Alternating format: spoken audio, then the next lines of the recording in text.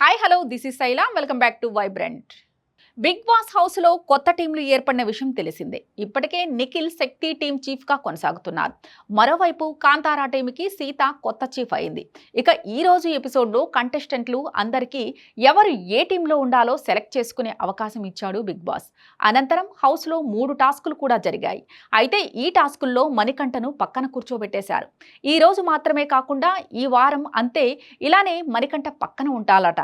అసలు ఏం జరిగిందంటే, మణికంఠను ఆటలో అరటిపండు చేస్తిరి కదరా, వారం మొత్తం ఇక అంతే. బిగ్ బాస్ హౌస్లో ఆట మంచి రంజుగా సాగుతోంది. ముఖ్యంగా ఈ రోజు వదిలిన ప్రోమోలో కిరాక్ సీత చీఫ్ అయిన కాంతారా టీంలోకి పృథ్వీ, సోనియా మినహా అందరూ వెళ్ళిపోయారు. అటు నిఖిల్ శక్తి టీంలోకి కేవలం పృథ్వీ, సోనియాలే వచ్చారు. దీంతో బిగ్ బాస్ చిన్న ట్విస్ట్ ఇచ్చి నిఖిల్ టీంలోకి యష్మి, మణికంఠలను కూడా పంపించి బ్యాలెన్స్ చేశాడు. అయితే ఆ తరువాత హౌస్లో 3 టాస్కులు జరిగాయి.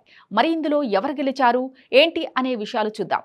చీఫ్గా ఫస్ట్ గేమ్లోనే సీత గెలుపు. ముందుగా నిఖిల్, సీతా టీంలకి బిగ్ బాస్ బాల్ టవర్ అనే టాస్క్ పెట్టారు. ఇందులో సీతా టీం విజయం సాధించింది. దీంతో ప్రైజ్ మనీలో మరో ₹1,00,000 యాడ్ చేశాడు బిగ్ బాస్. ఆ తర్వాత మహాతల్లి అనే టాస్క్లో 2 టీంలు గట్టిగానే పోటీ పడ్డాయి, కానీ ఎవరూ విజయం సాధించలేదు. అనంతరం బెలూన్ డ్రా టాస్క్ పెట్టాడు బిగ్ బాస్. ఇందులో నిఖిల్ క్లాన్ తరపున పృథ్వీ, సీతా క్లాన్ తరపున నబీల్ పోటీ పడ్డారు. ఇందులో పృథ్వీ గెలవడంతో నిఖిల్ టీం విజయం సాధించింది.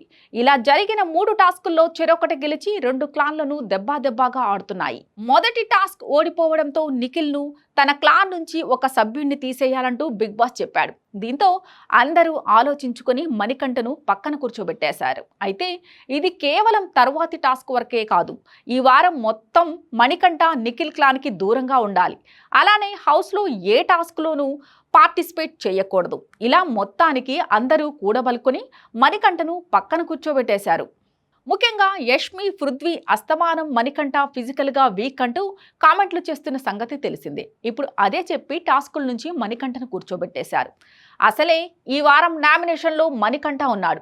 మరి టాస్కులు ఆడకుండా పక్కన కూర్చోబెట్టడం వల్ల మణికంఠ దెబ్బపడే అవకాశం ఉంది. కానీ మనోడు దీన్ని కూడా ఏదో ఒక ఎమోషనల్ టర్న్ తిప్పేసి ఫుటేజ్ కోసం కష్టపడతారు అనుకోండి. మరి చూడాలి మణికంఠ ఈ వారం సేవ్ అవుతాడో లేదో. ఈ వారం మొత్తం 6 సభ్యులు నామినేషన్లో ఉన్నారు. వీరిలో ఓటింగ్ ప్రకారం చూసుకుంటే ఇప్పటి వరకు సోనియా అట్టడుగు స్థానంలో ఉంది. ఇలాంటి లేటెస్ట్ అప్డేట్స్ కోసం చూస్తూనే ఉండండి వైబ్రెంట్.